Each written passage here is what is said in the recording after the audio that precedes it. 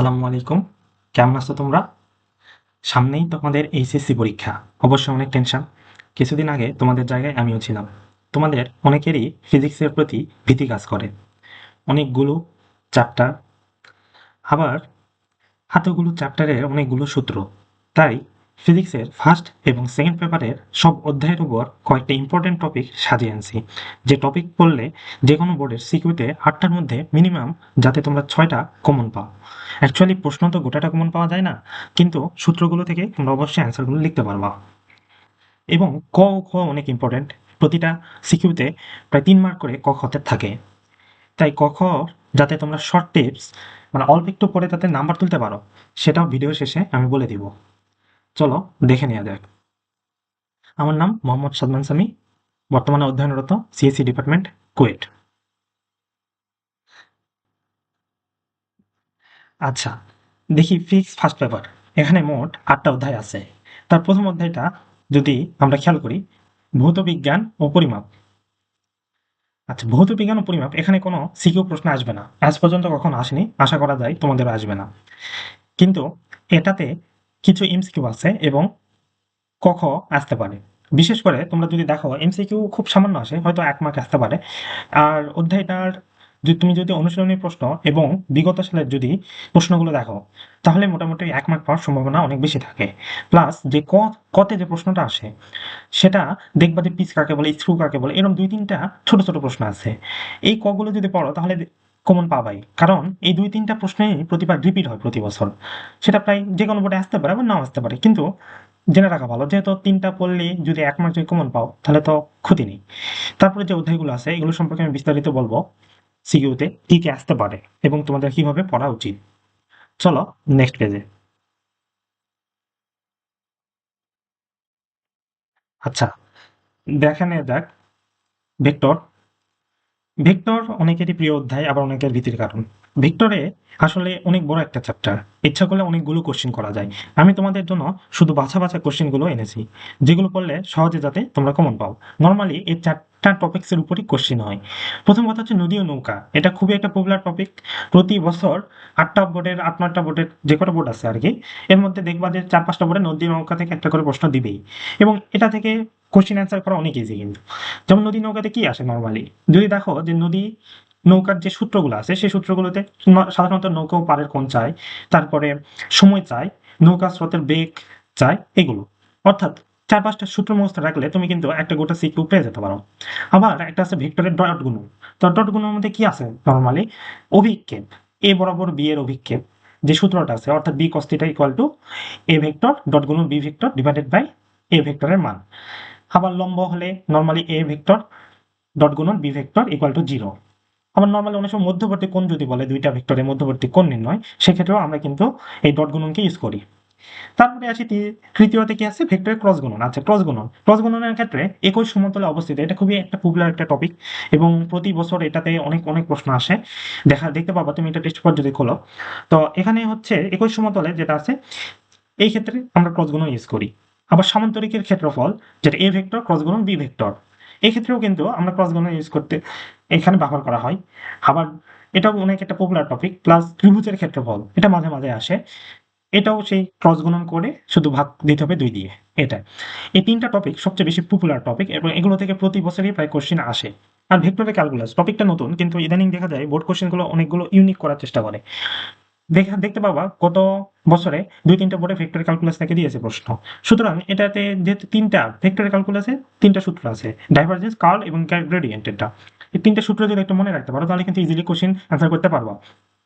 Plus এখানে আরেকটা বলে, এই কার্ল 0 হলে যে অঘূর্ণনশীল, আর 0 না হলে ঘূর্ণনশীল। এটা অনেক সময় তো প্রশ্নটা ঘুরিয়ে দেয় যে ঘূর্ণনশীল কিনা বা অঘূর্ণনশীল কিনা, সেটা কার্ল 0-এর মাধ্যমে তোমাকে ওটা প্রমাণ করতে হবে। আচ্ছা, তারপরে আসি আমরা নিউটনিয়ান বলবিদ্যা চ্যাপ্টার। আসলে এই অধ্যায়টা অনেক বড় একটা অধ্যায়। এখান থেকে আমি বাছা বাছা 4টা টপিক নিয়েছি, যেগুলো থেকে নর্মালি অনেক কোশ্চেন আসে এবং এই টপিকগুলো থেকেই কোশ্চেন আসবে। নতুন টপিক থেকে কোশ্চেন কম দেয়। আচ্ছা, এবার দেখো ভরবেগ সম্পর্কিত। ভরবেগের খুবই একটা সুন্দর একটা সূত্র আছে এক লাইনের, যেটা থেকে প্রশ্ন আসে বললেই চলে। যেমন যদি দেখো তুমি m1 u1 plus m2 u2 equal to m1 v1 plus m2 v2, এই সূত্রটা থেকে দেখবা যে টেস্ট পেপারে অনেক অঙ্ক আসছে। এই সূত্রটা থেকে দিবে। তারপরে একটা সংঘর্ষের পরে যে শেষ বেগ v1 বা v2, এটা থেকে অনেক প্রশ্ন আসে। এবার আসি কৌণিক ভরবেগ। কৌণিক ভরবেগ এই টপিকটা এক লাইনের একটা সূত্র, কিন্তু এটা নর্মালিতে দেখবা যে গ-তে দিয়ে দেয় যে ভেক্টরদের কৌণিক ভরবেগ বের করো। তো সেখানে নর্মালি দেওয়া থাকে আর দেওয়া থাকে এবং পি ভেক্টর দেওয়া থাকে।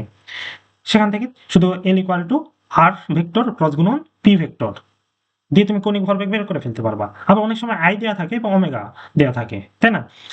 কৌণিক কম্পাঙ্ক দেওয়া থাকে এবং জড়তার ভ্রামক দেওয়া থাকে। এই দুটো আবার ডট গুণন করে দিলে তুমি কিন্তু কৌণিক ভরবেগ পেয়ে যাবা। আরেকটা কৌণিক ভরবেগ আরেকটা কাজে ব্যবহার করা হয় নর্মালি I1 ওমেগা 1 আর I2 ওমেগা 2, এটাতেও কৌণিক ভরবেগ ইউজ করা হয়। অর্থাৎ এই টপিকটাও খুবই একটা সহজ একটা টপিক, কিন্তু কোশ্চেন অনেক আসে। তাই এই সূত্র 2-3টা সূত্র মনে রাখলে কিন্তু এখান থেকে প্রশ্ন তুমি ইজিলি করতে পারবা। আচ্ছা, এরপর আসি আমরা কেন্দ্রমুখী ত্বরণ। কেন্দ্রমুখী ত্বরণ একটা খুবই একটা পপুলার টপিক। এটা থেকে প্রতি বছরই আসে প্রশ্ন। সেটা হচ্ছে F equal to mv square by R. এই যে বলে সাধারণত সুতার সাহায্যে ঘুরালে, একটা হচ্ছে নিচে যদি থাকে তাহলে কি হবে mg plus mv square by R, আর উপরে থাকলে mg minus mv square by R. এই সূত্রগুলো সব জানো তোমরা, আমি শুধু একবার মনে করে দিচ্ছি। আর আরেকটা আছে যে রাস্তার ব্যাংকিং। রাস্তার ব্যাংকিং আসলে এটা খুবই একটা পপুলার টপিক এবং নর্মালি দেখা যায় যে টেস্ট পেপারে যেসব আজ পর্যন্ত আগে যেসব প্রশ্ন এসেছে ওগুলি হুবহু কপি করে দিয়ে দেয় এই অধ্যায়টা। দেখবো প্রতি বছর এই এই টপিকটার উপর রাস্তার ব্যাংকিং থেকে একটা করে সিকিউ আসবেই। মানে কোনো না কোনো বোর্ডে, হয়তো এই বোর্ডে আসেনি, নয়তো অন্য বোর্ডে আসছে, কিন্তু আসে এটা। সেটা কি tan theta equal to V square by R G. এখান থেকে নর্মাল অনেক সময় থিটার মান বের করতে দেয়, বেগের মান বের করতে দেয়, অনেক সময় আর এর মান বের করতে দেয়, যেটা যেভাবে পারে। আবার অনেক সময় বলে নর্মালি যে কত সর্বোচ্চ বেগে ঘুরতে পারবে, অর্থাৎ V equal to root over R G, এটাও ইউজ করা হয়। তাহলে কিন্তু এটা খুবই একটা পপুলার টপিক, এগুলো আমরা মনে রাখবো। আচ্ছা দেখো, এখানে এই 4টা টপিক পড়ে বলা যায় মোটামুটি এখান থেকে একটা কমন পাবা। এখানে 4টা টপিক পড়ে কমন পাবা। আসলে এই দুটো অধ্যায় কিন্তু অনেক বড় অধ্যায়। তুমি যদি পড়তে চাও তাহলে কিন্তু পড়ার কোনো শেষ নেই। অনেক অনেক জিনিস পড়া যাবে নতুন। আমি শুধু যেগুলো পরীক্ষায় আসার মধ্যে ইম্পর্টেন্ট সেগুলো আমি তোমাদেরকে এখানে দেখে দিচ্ছি। আচ্ছা, এবার আসি কাজ, শক্তি ও ক্ষমতা, চ্যাপ্টার 5 কৃতকাজ। আচ্ছা, কৃতকাজ এটা নরমালি কোনটা দেয়? কৃতকাজ যে মই বেয়ে উপরে উঠলে কৃতকাজ কত, একটা কোণ দেওয়া থাকে। এটা একটা সহজ একটা সূত্র আছে, তোমরা তো জানো। আরেকটা দেওয়া থাকে শান্ত কুয়ার ক্ষেত্রে, কুয়ার কৃতকাজ W ইকুয়াল টু mgh। ওখানে সাধারণত m দেওয়া থাকে না, ওখানে রো ভি এইভাবে h বের করে নিতে হয় যে কুয়ার কতখানি ফাঁকা আছে সেই হিসেবে ভারকান্ডের সরণ বের করতে হয়। ওইভাবে এখানে কৃতকাজটা বের করে নিতে হয়। এই কুয়ারটা এবং মই বেয়ে উপরে ওঠা, এই দুটা কিন্তু খুবই ইম্পর্টেন্ট এবং এই দুটা থেকে দেখা যায় প্রায়শই কোশ্চেন আসে, গতে আসে নাহলে ঘতে আসে। আরেকটা আসলে কি ক্ষমতা। এটা ক্ষমতাটা নর্মালি দেখা যায় ঘতে দেয় প্রশ্নের, যে এটা equal to P out by P input, এই সূত্রের মাধ্যমে বের করতে হয়। এবং বিভব শক্তি এবং গতিশক্তি। তো বিভব শক্তি এবং গতিশক্তি তো জানাই আছে যে কোন উচ্চতায় কেমন বিভব শক্তি হবে বা গতিশক্তি হবে, এবং যে কোনো উচ্চতায় বিভব শক্তি এবং গতিশক্তির সমতা থাকে, তাই না? মোট যোগফল ধ্রুব থাকে যে কোনো উচ্চতায়। এটা অনেক সময় প্রমাণ করতে দেয় যে আম, উচ্চতায় বিভব শক্তি গতিশক্তি ধ্রুবক, বিভিন্ন উচ্চতা তোমাকে প্রমাণ করে দেখাতে হবে। এটাও একটা ইম্পর্টেন্ট কোশ্চিন। তাহলে দেখো, এই মাত্র 3টা টপিক থেকে তুমি কিন্তু একটা কোশ্চিন কমন পাওয়ার অনেক সম্ভাবনা থাকে। কৃতকাজ, ক্ষমতা, বিভব শক্তি, গতিশক্তি। এবার আসি চ্যাপ্টার 6। চ্যাপ্টার 6-এ মহাকর্ষ অভিকর্ষ। অনেকের কাছে এটা ভয় লাগে, অনেকের কাছে সহজ লাগে। ভয় লাগার একটা মেন কারণ হচ্ছে যে এই অধ্যায়ে অনেকগুলো সূত্র এবং সূত্রগুলো প্রায় একই রকমের, তাই না? তো সূত্রগুলো অবশ্যই একটু পেচ লাগায়, কিন্তু অধ্যায়ে থেকে যে প্রশ্নগুলো আসে প্রশ্নগুলো কিন্তু অনেক সহজ। অ্যাটলিস্ট বোর্ড কোশ্চেন যেগুলো আসে ওগুলো অনেকটাই সহজ। তো দেখি যে 3টা টপিক থেকে সবচেয়ে বেশি কোশ্চেন আছে, সেটা হচ্ছে দেখো অভিকর্ষ ত্বরণ, তাই না? অভিকর্ষ ত্বরণ কি রকম, যে এখানে নর্মালি দেওয়া থাকে অনেক সময় gm equal to G R square. এখানে জি এর মানটা বের করতে বলে। এখানে ভর দেওয়া থাকে পৃথিবী বা অন্য কোনো গ্রহের ভর দেওয়া থাকতে পারে। আবার সেখানে আর এর মান দেওয়া থাকে, ব্যাসার্ধ দেওয়া থাকে, সেখান থেকে জি অর্থাৎ অভিকর্ষ ত্বরণ তোমার বের করতে হবে। আবার অনেক সময় বলা থাকে যে পাহাড়ের এত উচ্চতায় তোমার জি এর মান কত। সেক্ষেত্রে আমরা জি এর যে সূত্রটা আছে একটা, G bar equal to R by R plus H whole square into G. এই সূত্রের মাধ্যমে আমরা কিন্তু জি এর একটা মান পেয়ে যেতে পারি। আবার গভীরতা দেওয়া থাকে। তো অনেক সময় আবার বলে কি যে ওজন কত, যে এত গভীরতায় বা এত উচ্চতায় ওজন কত। সেক্ষেত্রে সেই জি এর মান থেকে আমরা কিন্তু ওজনটা বের করে নিতে পারি। তো এই ক্ষেত্রে অভিকর্ষ ত্বরণটা অনেক হেল্পফুল এবং এই কোশ্চেন প্রায় আসে যে ওজন কত, এত উচ্চতায় ওজন কত, বা এত উচ্চতায় অভিকর্ষ ত্বরণ কত। সুতরাং এই 3টা সূত্র, তো অভিকর্ষ ত্বরণে 3টা সূত্র আছে, সেই 3টা সূত্রটা তোমরা একটু মনে রাখবা। আরেকটা হচ্ছে যে অক্ষাংশে, যে এত অক্ষাংশে এত ডিগ্রি অক্ষাংশে জি এর মান কত হয় মতো, সেটা তো আমরা সূত্র জানি, G bar equal to G minus omega square R cos square lambda. আচ্ছা, তারপর আসি মুক্তিবেগ। আচ্ছা, মুক্তিবেগ খুবই একটা সহজ একটা কোশ্চেন, নর্মালি গতে দেয় বা ঘতেও দেয়, এক লাইনের একটা কোশ্চেন, সবকিছু ডাটা দেওয়া থাকে, শুধু বলে দেয় যে মুক্তিবেগ কত। সেক্ষেত্রে আমরা শুধু সূত্রটা বসে দিই, V equal to root over 2gm by R plus H, বা যদি এইচ যদি উচ্চতা না থাকে তাহলে শুধু আর হবে। আরেকটা হচ্ছে উপগ্রহের গতি। উপগ্রহের গতি সম্পর্কে এটাও খুবই একটা পপুলার একটা কোশ্চেন, অ্যাডমিশনেও আসে অনেক। তো উপগ্রহের গতি ভি বের করতে বলে, গতিবেগ কত। ভি এর সূত্র অনেকটা মুক্তিবেগের মতোই, শুধু উপরে ওটাতে 2 গুণ হয়, আর এখানে 2 গুণ হয় না। আচ্ছা, আর আবর্তনকাল দেয়, খুবই একটা পপুলার, যে টি আবর্তনকাল কত। সেক্ষেত্রে আবর্তনকাল উপগ্রহের বের করতে হবে, সূত্রটা মনে রাখতে হবে। এবং গতিশক্তি, গতিশক্তি, মোট শক্তি, এই টাইপের কয়েকটা কোশ্চিন দেয় মাঝে মাঝে। তাহলে এখানে মোটামুটি যদি আমরা ধরি ত্বরণের 3টা সূত্র, মুক্তিবেগের একটা সূত্র 4টা, আর উপগ্রহের গতি, এখানে আবর্তনকাল, গতিবেগ, গতিশক্তি, এই মিলে প্রায় 3 3 6 7 8টার মতো সূত্র এখানে মনে রাখলে তুমি ইজিলি এখান থেকে 7 মার্ক গ এবং ঘতে তুমি কিন্তু তুলতে পারবা। আচ্ছা, এবার পরে দেখি পদার্থের গাঠনিক ধর্ম।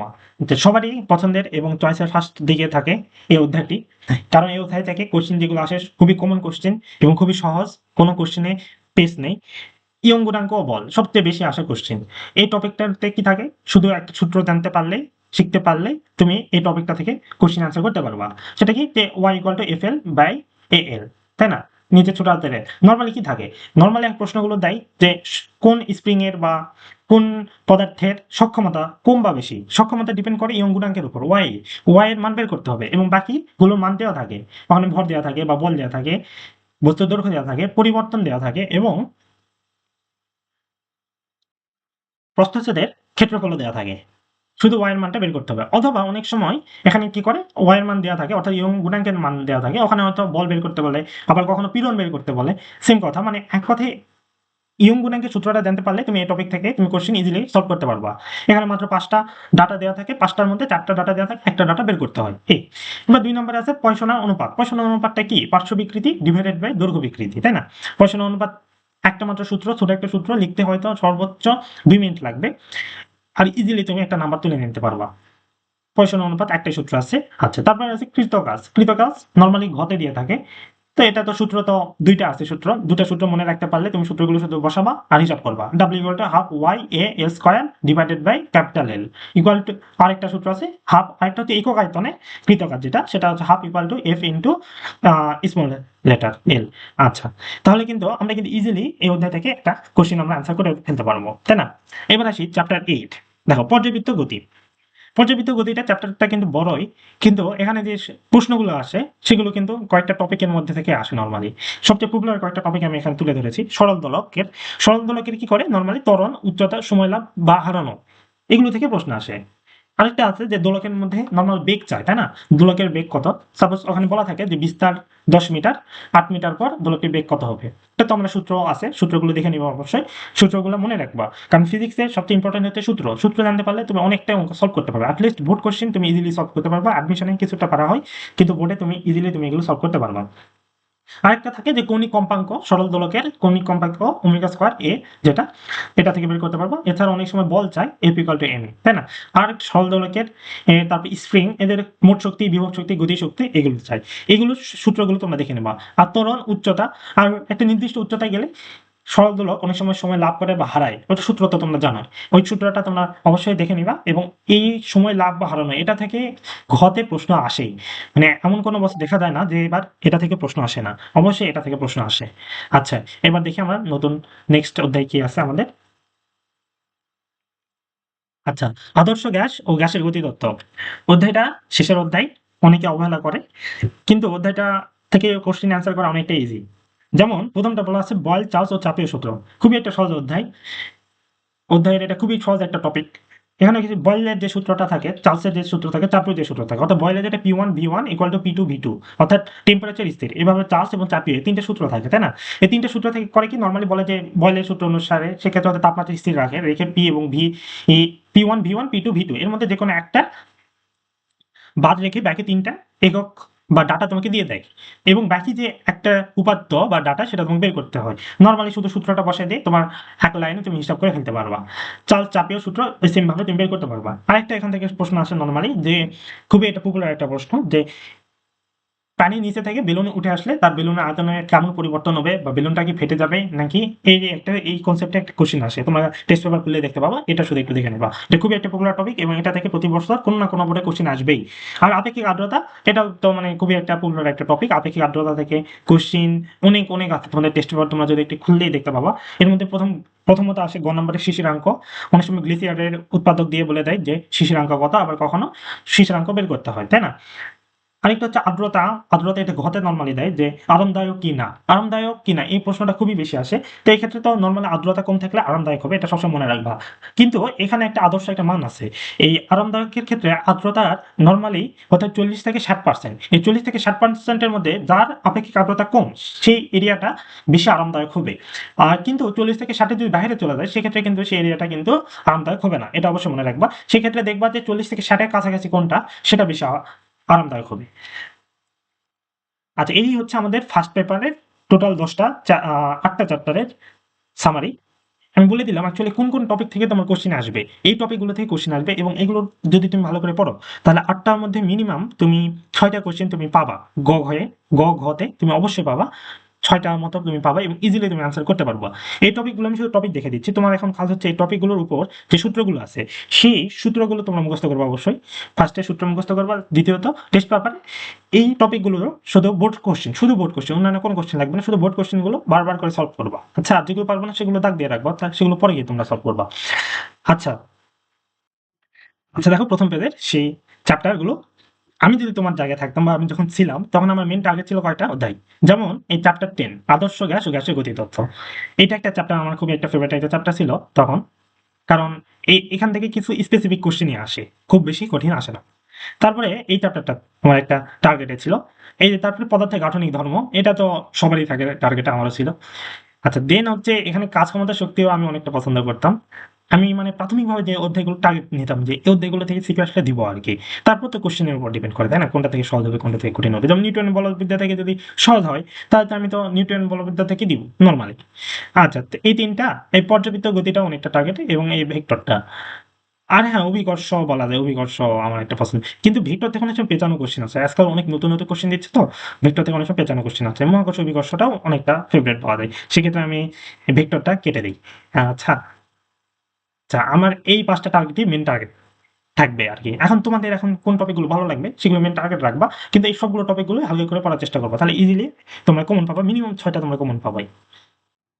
আচ্ছা, এবার আসি আমরা ফিজিক্স সেকেন্ড পেপারে। চলো ফিজিক্স সেকেন্ড পেপারে কি কি আছে আমরা দেখে নিই। আচ্ছা, ফিজিক্স সেকেন্ড পেপারে আমাদের এখানে 7টা অধ্যায় আছে। 7টা অধ্যায়ে অনেকে তাপগতিবিদ্যা, অনেকে দেখলে ভয় পায় নামটা। অবশ্যই অনেক ভয়ঙ্কর একটা চ্যাপ্টার, অনেক বড় একটা চ্যাপ্টার, পড়তে গেলে শেষ হবে না। আমি তোমাদের সংক্ষেপে যতটুকু পারা যায় ততটুকু আমি বলে দিব। স্থির তড়িৎ এটাও বিশাল বড় একটা চ্যাপ্টার, চলাতড়িৎ এটাও বিশাল বড় একটা চ্যাপ্টার। তাহলে তোমাদের কি উচিত হবে বলো তো? তোমাদের উচিত হবে এখানে মূলত এই নিচের 4টা চ্যাপ্টারকে বেশি টার্গেট করা, ঠিক আছে? আমি তোমাদের অবস্থায় থাকাকালীন সময় এটাই করেছিলাম। এই ভৌত আলোক বিজ্ঞান, এটা একটা চ্যাপ্টার, এটা, এটা এবং এটা, এই 4টা চ্যাপ্টার ভালো করে টার্গেট করা। এবং এইটা এই উপরে 3টা, এই 3টা অবশ্যই তো পড়বাই, যেগুলো বাছা বাছা টপিক আমি বলে দেবো সেগুলো সূত্রগুলো ভালো করে একটু পড়বা তাহলে হবে আর কি। কিন্তু এই 4টা থেকে পড়লেই মোটামুটি 5টা সিকো আসবে। আর এইগুলো এই 3টা থেকে পড়বা সহজ টপিকগুলো, এই সহজগুলো থেকে একটা দুইটা ইজিলি তুমি পারবা। আচ্ছা, চলো দেখে নেওয়া যাক তাহলে। প্রথমে হচ্ছে তাপগতিবিদ্যা। তাপগতিবিদ্যার প্রথম সূত্র আছে, যে সূত্রটা থেকে দেখা যায় নর্মালি কোশ্চেন আসে। আচ্ছা, তো প্রথম সূত্র কি, D Q equal to D U plus D W, তাই না? তা একটা হচ্ছে তাপ, ডিইউ কি অন্তঃস্থ শক্তি পরিবর্তন, আর ডিডব্লিউ হচ্ছে কৃতকাজ। এখানে নরমালি 3টা উপাত্ত থাকে, তো 3টার মধ্যে 2টা দেওয়া থাকে আর একটা বলে কি যে একটা বের করে নাও। নরমালি বলে অনেক সময় অন্তঃস্থ শক্তি পরিবর্তন নির্ণয় করো, তখন সূত্র ভাষা দিয়ে এক লাইনে তোমরা গতে এটা বের করে ফেলতে পারবা। নরমালি গতে এটা দেয়। আরেকটা থাকে যে কৃতকাজ বের করতে, সেই কৃতকাজ এই সূত্রের মাধ্যমে বের করতে পারবা। আরেকটা সূত্র ইউজ করা হয় normally, D Q equal to P D V, তাই না? এই সূত্রের মাধ্যমে তোমরা কিন্তু এটা বের করে ফেলতে পারবা। এবার আসি 2 নম্বরে, যে তাপগতির সমীকরণ। তাপগতির সমীকরণগুলো হচ্ছে যে তাপগতীয় ক্ষেত্রে আমরা যেসব সমীকরণগুলো ইউজ করি, এক যেমন যে সমষ্ণ প্রক্রিয়ায় কৃতকাজ নির্ণয়, এটা কিন্তু আসে। এটা খুবই একটা পপুলার একটা কোশ্চেন এবং এই সূত্রটা অবশ্যই মনে রাখতে হবে। তাপগতিবিদ্যার একটা বড় একটা সমস্যা কি, যে একই ধরনের অনেকগুলো সূত্র এবং সূত্রগুলো কি হয়, গোলমাল পেকে যায়, তাই না? এই জন্য অনেকে তাপগতিবিদ্যা প্রচুর ভয় করে, কিন্তু আসলে তাপগতিবিদ্যা ইজি। একটু সূত্রগুলো মনে রাখতে হবে, কনসেপ্ট একটু ভালো করে বুঝতে হবে। যেহেতু এখন শেষ মুহূর্তে, এখানে তো কনসেপ্ট বোঝাতে পারবো না, শুধু তোমাদের সাজেশনটা দিচ্ছি। তো সমষ্ণ প্রক্রিয়ায় যে কৃতকাজ নির্ণয় এবং রুদ্ধচাপের প্রক্রিয়া কৃতকাজ নির্ণয় ডাব্লুর যে সূত্রটা আছে এই সূত্র দুইটা মুখস্থ করে ফেলবা। এখানে নর্মালি সরাসরি ডাটা দেওয়া থাকে, তোমার ডাটাগুলো বসাবে, আনসার বের করবা, কৃতকাজ হয়ে গেল, গ বা ঘতে চলে আসবে। আরেকটা আসে রুদ্ধতাপীয় প্রক্রিয়া, কয়েকটা তিনটা সূত্র আছে কিন্তু, P1 V1 to the power gamma equal to P2 V2 to the power gamma, খুবই একটা ইম্পর্টেন্ট সূত্র। এর মানও দুইটা আছে কিন্তু, T1 V1 to the power gamma minus 1, T2 V2 gamma minus 1। এই সূত্রগুলোতে কি করে, চারটা ডাটা দেওয়া থাকে, তো এখানে গামার মান দেওয়া থাকে, নর্মালি বলে দেয় এক পারমাণবিক দ্বিপারমাণবিক, সেক্ষেত্রে গামার মান তোমাকে বসে নিতে হবে এবং চারটা উপাত্তের মধ্যে তিনটা দেওয়া থাকবে এবং একটা দেওয়া থাকবে না, শুধু সূত্রটা বসাবো, মানগুলো বসাবো, ক্যালকুলেটর হিসেব করে বসে দিবা, ইজিলি তুমি 4 মার্ক পেয়ে গেলো বা 3 মার্ক পেয়ে গেলো। এটা হচ্ছে দ্বিতীয় নাম্বার। আর তাপীয় ইঞ্জিন, তাপীয় ইঞ্জিন তোমার যদি হচ্ছে টেস্ট পেপার খোলা তাহলে দেখবা যে এটা অনেক কোশ্চেন আছে, তাই না? এখানে দক্ষতা নির্ণয় করতে বলে, দক্ষতা কার্নো ইঞ্জিনের Q1 minus Q2 divided by Q1, এই সূত্রের মাধ্যমে ইজিলি তোমরা বের করতে পারবা। আবার কার্নো ইঞ্জিন হলে হয় কি, তোমার তাপমাত্রা পরিবর্তন এবং হচ্ছে তাপের পরিবর্তন কিন্তু সমান হয়, সেক্ষেত্রে Q1 by T2 equal to T1 by T2, এই সূত্রটা বসে ইজিলি চারটার মধ্যে তিনটে উপাত্ত দেওয়া থাকে।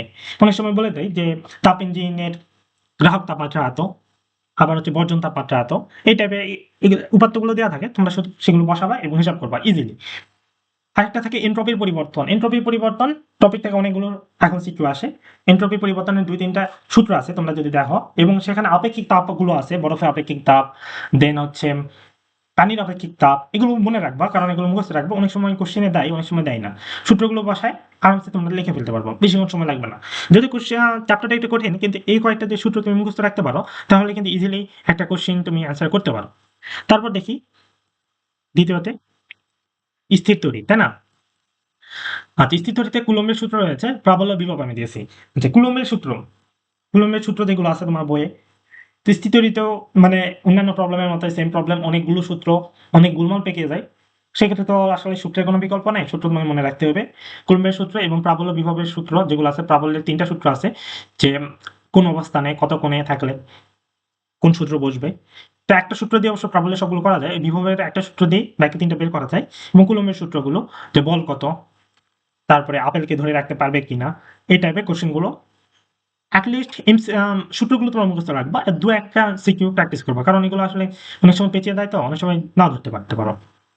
আচ্ছা, আরেকটা হচ্ছে ধারকের সঞ্চিত শক্তি। ধারকের গোলীয় ধারক এবং সমান্তরাল ধারক, এই দুটো ধারকের ক্ষেত্রে ধারকত্ব বের করার সূত্রটা মুখস্থ করবে অবশ্যই। ধারকত্ব থেকে ইজিলি তুমি কিন্তু গতে বা ঘতে কিন্তু 4 মার্ক বা 3 মার্ক কিন্তু পেয়ে যেতে পারো। আর শুধু অনেক সময় বলে কি সমান্তরাল ধারকের ধারকত্ব বের করো, সেক্ষেত্রে শুধু সূত্রটা জানার মাধ্যমে তোমরা কিন্তু এই মার্কটা পেয়ে যাবে। আবার ধারকের সঞ্চিত শক্তি যেটা আছে সেটা তোমরা মুখস্থ করে ফেলবা সূত্রটা, তাহলে কিন্তু ইজিলি এখান থেকে কোশ্চেন অ্যান্সার তোমরা করতে পারবা। আচ্ছা, তারপর আমরা নেক্সটে দেখি চ্যাপ্টার 3 চলতরি, তাই না?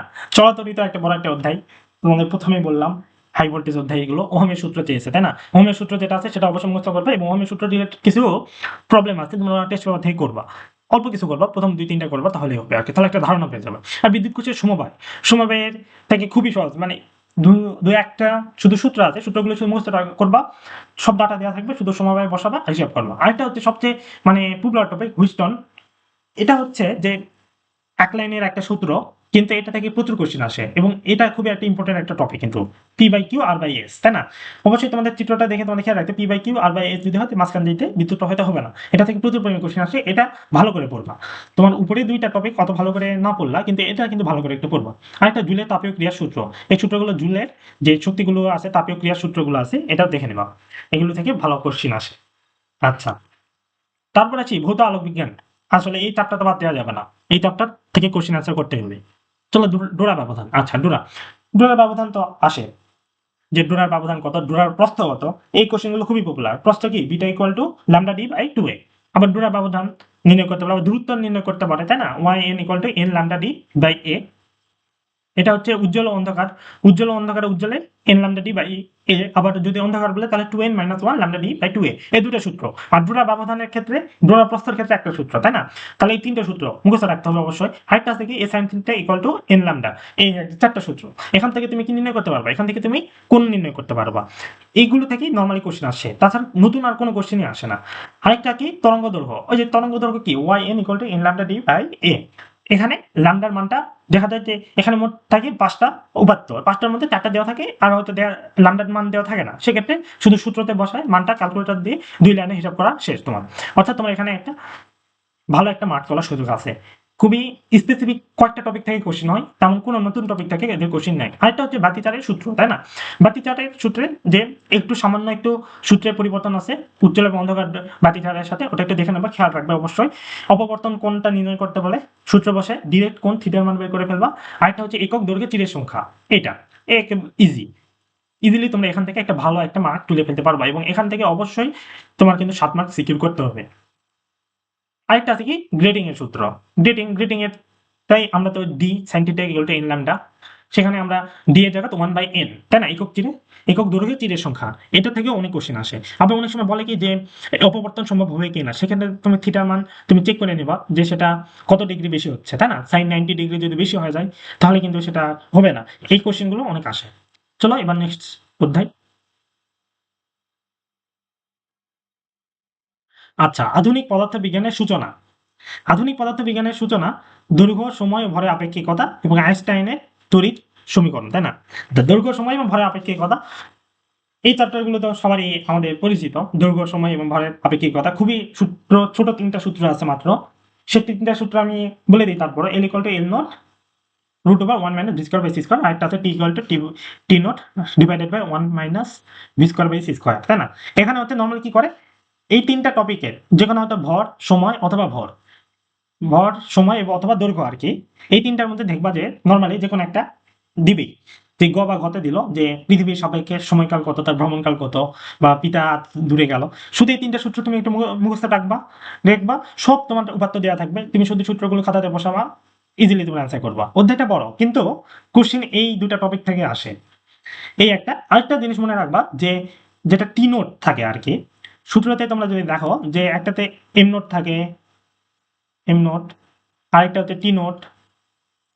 হ্যাঁ, এই এম নোট টি নোট এগুলো হচ্ছে কি, যে তুমি ব্যক্তি তুমি যেটা করবে সেটাই হচ্ছে এম নোট। যেমন অনেক সময় বলে যে একজন মহাকাশে গেল, তার সে 4 বছর কাটালো, পৃথিবীর সাপেক্ষে কত, পৃথিবী যেটা ভাববে সেটা কিন্তু টি। আচ্ছা, সেটা হচ্ছে টি, কিন্তু সে নিজে যেটা করবে আর কি, সে নিজে যেটা করবে সেটা হচ্ছে টি নোট, সেটাই হচ্ছে আসল। তাহলে যখন পৃথিবীর সাপেক্ষে বলবে সেটা টি। অনেকে উল্টাপাল্টা করে, অনেকে টি এর জায়গায় টি দেয়, টি নোটের জায়গায় টি দেয়, আবার টি এর জায়গায় টি নোট দেয়, কিন্তু আসলে না, কিন্তু যেটা ব্যক্তি করবে সেটা হবে টি নোট, আর যেটা পৃথিবী দেখবে বা অন্য কেউ দেখবে বা কেউ সাপেক্ষে দেখবে সেটাই হবে টি। আচ্ছা, এটা হবে শুধু টি, আর এটা হচ্ছে টি নোট, যেটা ব্যক্তি করবে, এটা হচ্ছে মেন। আচ্ছা, তারপরে আসি আমরা আইনস্টাইনের আলোক তড়িৎ সমীকরণ। আলোক তড়িৎ সমীকরণ, এটা একটা সূত্র আছে, ওই একটা সূত্র থেকে দেখা যায়, নর্মালি দেখা যায় এই চ্যাপ্টার থেকে 2টা সিকিউ আসে। শুধু গত বছর রাজশাহী বোর্ডে এখান থেকে একটা সিকিউ আসেনি, এটা খুবই অবাক করার ঘটনা, কিন্তু আসেনি। এই চ্যাপ্টারটা খুব ইম্পর্টেন্ট, এখান থেকে 2টা কোয়েশ্চেন নর্মালি আসে। আচ্ছা, আইনস্টাইনের আলোক তড়িৎ সমীকরণ, এখানে তুমি যদি দেখো যে একটা সূত্র আছে, এই সূত্রটা ইম্পর্টেন্ট এবং এখান থেকে অ্যাডমিশনের কোয়েশ্চেন আসে, বোর্ডে তো অবশ্যই আসে। সেটা কি H F equal to H F naught plus half M B square. এবং এখানে কি প্রশ্ন আসে, কি প্রশ্ন আসে বলতো? একটা নিবৃত্তি বিভব আসে, যেটা half M B square equal to EVS. সূত্র অবশ্যই জানো, তোমরা সূত্র অবশ্যই জানো। আরেকটা হচ্ছে কার্যবেক্ষক নির্ণয় করতে বলে অনেক সময়, কার্যবেক্ষকেরটা এবং ইলেকট্রনের বেগ। এই নর্মালি নিবৃত্তি বিভব, কার্যবেক্ষক, ইলেকট্রনের বেগ। এবং অনেক সময় বলে যে সূচন তরঙ্গ দৈর্ঘ্য অর্থাৎ এইচ এফ মানে H C by lambda naught, এখান থেকে হচ্ছে সূচন তরঙ্গ দৈর্ঘ্যটাও নির্ণয় করতে বলে। তো এই 4-5টা কোশ্চেনই কিন্তু মধ্যে এই চ্যাপ্টার থেকে কোশ্চেন আসে, এবং এগুলো থেকে ইজিলি তোমরা কোশ্চেন কমন পাবা। আচ্ছা, চলো এবার নিচে আর কোন কোন অধ্যায় আছে আমাদের। চ্যাপ্টার 9 পরমাণু মডেল ও নিউক্লিয়ার। অবশ্যই এই অধ্যায়টা সবারই একটা টার্গেটে থাকে, কারণ এই অধ্যায়টা খুবই ছোট, আমাদের করতে অনেক সময় কম লাগে, আবার কোশ্চেনও আসে প্রতি বছর, এবং আমারও খুব একটা পছন্দের অধ্যায়। সেটা হচ্ছে পরমাণু মডেল ও নিউক্লিয়ার। আচ্ছা, পদার্থবিজ্ঞান। এবার হচ্ছে পরমাণুর ভাপান্তরের শক্তি, অর্থাৎ পরমাণু যখন এক শক্তি স্তর থেকে আরেকটা শক্তি স্তরে যায় তখন যে তার শক্তি নির্গত হয় বা শক্তি শোষিত হয়, সেটা নির্ণয়ের যে সূত্রটা আছে সেই সূত্রটা মুখস্থ রাখবা, এটা থেকে প্রশ্ন আসে। এবার দ্বিতীয়টা হচ্ছে তেজস্ক্রিয় পদার্থে অর্ধায়ু, গড়ায়ু, ক্ষয়সূত্র। এই 3টা টপিক, এই 3টা টপিক থেকেই কিন্তু তোমার কোশ্চেন আসে। গতে দেখবা যে কখনো বলে অর্ধায়ু কত, কখনো বলে গড়ায়ু কত, আবার কখনো বলে কি ক্ষয়সূত্র কত, ক্ষয়সূত্রের সূত্র যেটা আছে সেটা ইউজ করতে বলে। অর্থাৎ এই 3টা থেকে তোমার কিন্তু একটা করে কোশ্চেন আসবেই গ বা ঘতে। নর্মালিতে এটা যেহেতু সূত্র ছোট, হিসাব করতে তোমার হাইস্ট হইলে 2 মিনিট লাগবে এবং টাইম সেভিং, সুতরাং তোমরা এই কোশ্চেনগুলো অ্যান্সার দেওয়ার বেশি চেষ্টা করবা, এবং এটা গতে থাকে নর্মালি। আচ্ছা, আরেকটা হচ্ছে ভদ্রটি বন্ধন শক্তি। এই ভদ্রটি তো এবং বন্ধন শক্তি কোশ্চেনটা নরমালি গতেও দেয়, ঘতেও দেয়। দেখবা যে ইদানিং অনেক কোশ্চেনে অনেক বেশি দেয় এটা ভদ্রটি এবং বন্ধন শক্তি। ভদ্রটি জাস্ট বিয়োগ করতে হবে, করে দিয়ে ভদ্রটি খুবই একটা সামান্য পরিমাণে পাওয়া যাবে, অ্যাটমিক মাস ইউনিট। এবং বন্ধন শক্তি সেখানে একটা সূত্র আছে, ডিভাইডেড বাই এ, ভদ্রটিকে সেটা দিলে কিন্তু তোমার বন্ধন শক্তি বের হয়ে চলে আসবে। তাহলে কিন্তু ইজিলি আমরা এই ৩টা টপিকের মধ্যে থেকে আমরা কিন্তু কোশ্চেন কিন্তু কমন পাবো, এবং দেখবা যে এই ৩টা টপিকের মধ্যে বাইরে কিন্তু কোশ্চেন আসে না। আরেকটা জিনিস, কিছু কিছু কোশ্চেন আসে, সেটা হচ্ছে যে কক্ষপথের ব্যাসার্ধ বেগ। আচ্ছা, কক্ষপথের ব্যাসার্ধ বেগ, এটা কয়েকটা সূত্র আছে, কিন্তু সেই সূত্রগুলো মনে রাখবা। ২টা সূত্র আছে, একটা শর্টকাটের সূত্র আছে, একটা বড় সূত্রগুলো আছে কক্ষপথের ব্যাসার্ধ এবং কক্ষপথে ইলেকট্রনের বেগ সম্পর্কে। চেষ্টা করবো বড়টাই মনে রাখার, যদি মনে না থাকে সেক্ষেত্রে ছোটটা লিখবা, হয়তো বা ৩-এর মধ্যে ২ দিবে, বা ৪-এর মধ্যে ২ দিবে, ৩ দিবে, এই টাইপের ২-১ মার্ক কাটতে পারে। আবার যদি টিচার যদি ভালো হয় তাহলে একবারে ফুল মার্কও দিয়ে দিবে, কিন্তু একবারে নাম্বার না পাওয়ার থেকে কিছু নাম্বার পাওয়া তো ভালো। আচ্ছা, এবার পরেরটা। আচ্ছা, সবশেষ অধ্যায় আমাদের সেমিকন্ডাক্টর এবং ইলেকট্রনিক্স। তো সেমিকন্ডাক্টর ইলেকট্রনিক্স অনেকে ভয় পায়, কারণ অনেকে সময় স্বল্পতার কারণে শেষের চ্যাপ্টার ভালো করে শেষ করতে পারে না। কিন্তু এই অধ্যায় থেকে কোশ্চেন কিন্তু খুব বেশি কঠিন আসে না। প্রথম কথা হচ্ছে গতীয় রোধ। আমি দেখি মাঝে মাঝে এই কোশ্চেনটা দেয়। তো গতীয় রোধের এটা সিম্পলি ১ মিনিটও লাগার কথা না, সূত্রটা খুবই ইজি, তাই না? V equal to I R. এখানে আর এর মানটা বের করতে হয়, del V by del I দিয়ে ডিভাইড করতে হয় মাঝখানে, তাহলে কিন্তু গতীয় রোধ এটা গতে আসে। অনেকগুলো তুমি টেস্ট পেপার করলে দেখতে পাবা এটা আসে গতীয় রোধেরটা। আরেকটা কি, দ্বিতীয় টপিকে আছে যে প্রভাব বিবর্তক গুণের প্রভাব লাভ। এটা তো প্রতি বছর আসে, অ্যাডমিশনেও আসে, আবার বোর্ডের পরীক্ষাতেও আসে, প্রভাবের আলফা এবং বিটার মান। তো আলফা বিটার কয়েকটা সূত্র আছে, সেই সূত্রগুলো মনে রাখবা। আরেকটা হচ্ছে যে বেস ইমিটার কালেক্টরের মধ্যে যে প্রবাহ, এই যে আলফা বিটার যে প্রভাব লাভ এবং প্রভাব বিবর্তন গুণক, এটার সাথে এটা আবার কানেক্টেড, এটার সাথে এটা কানেক্টেড, দুইজন পরস্পরের সাথে। কারণ এটা থেকে অনেক সময় প্রভাব বিবর্ধক বা প্রভাব লাভ বের করতে বলে। তাহলে এখানে ১টা, ২টা, ৩টা সূত্র থাকে। আবার এখানে আবার ১টা, ২টা, এই কয়টা, এই ৪-৫টা সূত্রটা মুখস্থ রাখবা। আরেকটা যদি পারো সেটা হচ্ছে যে ওই শক্তি লাভ, শক্তি সঞ্চয়, আরেকটা কি এরকম কয়েকটা ২টা আছে, সেই ২টা মনে রাখবা। যদিও অতটা আসে না, কিন্তু মাঝে মাঝে এক্সেপশনাল বলে দিতে পারে। কিন্তু নরমালি এই ২টার মধ্যে কোশ্চেন কিন্তু চলে আসে। আরেকটা হচ্ছে লজিক গেট, এটা থেকে ইদানিং অনেক কোশ্চেন আসে। এটা আসলে তোমাদের যদি আইসিটি অধ্যায়ের চ্যাপ্টার 3 এর যে সেকেন্ড পার্টটা আছে লজিক গেট, ওটা যদি কারো যদি পড়া থাকে তাহলে কাউকে ফিজিক্সে এটা পড়তেই হবে না কখনো। একেবারে ইজি আসে। নরমালি কি করে, সত্যক সারণী প্রমাণ করতে বলে, সত্যক সারণীগুলো দেখবা টেস্ট পেপারে, কয়েকটা প্র্যাকটিস করলে তুমি এটা ধারণা পাওয়া যাবা। আরেকটা দেয় কি, যে ছবি আঁকতে দেয় নরমালি, যে A plus B equal to C বা ওয়াই, এই টাইপের এটা প্রমাণ করতে বলে, সেটা একটু দেখে নিবা আর কি। তাহলে কিন্তু লজিক গেট থেকে তোমরা ইজিলি কোশ্চেন সলভ করতে পারবা। এই তাহলে আমাদের মোট চ্যাপ্টার। খুবই ইজিলি আমি সবগুলো টপিকগুলো আমি তোমাদের গুছিয়ে দেওয়ার চেষ্টা করলাম, যে কোন অধ্যায় থেকে কোন টপিকগুলো পড়লে তোমরা ইজিলি কোশ্চেনগুলো সলভ করতে পারবা। এবং বোর্ডে ইজিলি তোমরা ৬টার মধ্যে মিনিমাম ৫টা তোমরা কোশ্চেন, ৬টা ৫টা তোমরা কমন পাবাই, বরঞ্চ আরো বেশি পাবা এই সবগুলো টপিক যদি পড়ো আর কি। প্রথম কথা, এই সবগুলো টপিকের ক্ষেত্রে কি করতে হবে, ফার্স্ট কথা তোমার হচ্ছে সূত্রগুলো মুখস্থ রাখতে হবে। সূত্রগুলো মুখস্থ রেখে জাস্ট প্রথম কয়েকটা করে প্রতিটা টেস্ট পেপারে সলভ করবা, হাতে লিখে না দেখে সলভ করবা। এই কাজগুলো করতে হবে। এই যে টপিকগুলো বললাম, এই টপিকগুলো পড়লেই হবে। আরো অনেক টপিক আছে আসলে, ১০০% কমন তো পাওয়ানো সম্ভব, কারণ কোশ্চিন আর ফিজিক্সের কোশ্চিন কখনো হুবহু কমন পড়ে না। সবসময় নতুন কিছু আনতে চেষ্টা করে শিক্ষকেরা। সুতরাং কিন্তু তোমার টপিক তো সেম, সূত্র সেম, এগুলো পড়লে অবশ্যই কমন পাওয়া যাবে। এবং দেন যদি বলা যায় যে ক খর ক্ষেত্রে, ক খ কোশ্চেনগুলো আসলে পড়া খুব ঝামেলা। ক খ গুলো নরমালি চেষ্টা করবা যে ১৫-২০ দিন আগে পড়ে রাখার চেষ্টা করবা সবগুলো চ্যাপ্টারেরই, ফিজিক্স, কেমিস্ট্রি, বায়োলজির, বায়োলজি, হ্যাঁ, এই ৩ টে সাবজেক্টের ক খ গুলো মিনিমাম ১৫-২০ দিন আগে একবার পড়ে রাখার চেষ্টা করবা, এবং পরীক্ষার আগের দিন রাতে ভালো করে পড়বা ক খ। ক খর ক্ষেত্রে ইম্পর্টেন্ট যেগুলো সেগুলো শুধু পড়বা, নতুন কিছু পড়ার দরকার নাই, বোর্ড বইও পড়ার দরকার নাই। টেস্ট পেপারটা খুলবা, টেস্ট পেপার খুলে দেখবা যে প্রশ্নগুলো অনেকবার আসছে বোর্ডে, দেখবা ২ বার, ৩ বার, ৪ বার, ৫ বার অনেকগুলো কোশ্চেন আসছে এরকম। শুধু ক এবং খ গুলো সেটাই পড়বা। আর খ গুলো সবগুলো একবার রিডিং করে বুঝে পড়ার চেষ্টা করবা। আর ক গুলো কিন্তু যেগুলো মুখস্থ করবা, কোনগুলো যেগুলো বারবার বোর্ডে আসছে, ৩-৪ বার, ৪ বার, ৫ বার, এরকম অনেকবার দেখবা যে বোর্ডে আসছে, সেগুলো মুখস্থ করবা। শুধু বোর্ডের গুলো, বোর্ড বইয়ের কোনোটা পড়ার দরকার নেই, কারণ সবগুলো পড়ে কখনোই টাইম কভার করা সম্ভব না। শুধু বোর্ডের গুলো পড়বা, এবং হচ্ছে পরীক্ষার মধ্যে কোনো কোশ্চেন ছেড়ে আসবা না, সবগুলো কোশ্চেনে অ্যান্সার করবা। না পারলেও যেটা মনে চায় সেটা লিখে আসবা। ক খর উপর কোন কোন টপিকে যদি ভিডিও করতে হয়, আমার যদি প্রয়োজন মনে করো, তাহলে আমি কে বলো, আমি ভিডিও করব। ক খ কোনগুলো পড়লে তোমরা কমন পাবা মিনিমাম 90%। আর এটা হচ্ছে যে একটা গ ঘর ক্ষেত্রে শুধু এই টপিকগুলো পড়লে তোমাদের জন্য না, ফার্স্ট পেপার এবং সেকেন্ড পেপারের ক্ষেত্রে আর অতিরিক্ত কোনো টপিক পড়ার প্রয়োজন নেই। আর এগুলোর যে ক্যালকুলেটর ট্রিক্সগুলো শিখিয়ে নেবা যদি পারো আর কি, যদি আর সময় নেই এখন শেখার দরকারও নেই, যদি পারো সময় থাকে তাই ক্যালকুলেটর দিয়ে অনেকগুলো ম্যাথ তাড়াতাড়ি সলভ করা যায়, যত তাড়াতাড়ি সলভ করতে পারবা।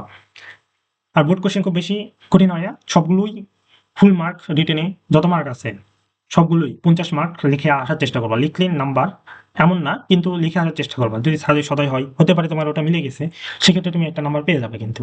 তাই সবগুলো লিখবা। ফিজিক্স অনেকের কাছে ভীতির কারণ, আবার অনেকে খুব পছন্দ করে। ফিজিক্স সে কোশ্চিন অনেক বোর্ডে খুবই হার্ড হয়, তুমি যদি বোর্ডের কোশ্চিনগুলো একটু চেক করো তাহলে দেখবা। সুতরাং এই চ্যাপ্টারগুলো একটু ভালো করে পড়লে ইজিলি তোমরা সবগুলো প্রশ্ন অ্যান্সার করতে পারবা। আজকের মতো বিদায়, আল্লাহ হাফেজ।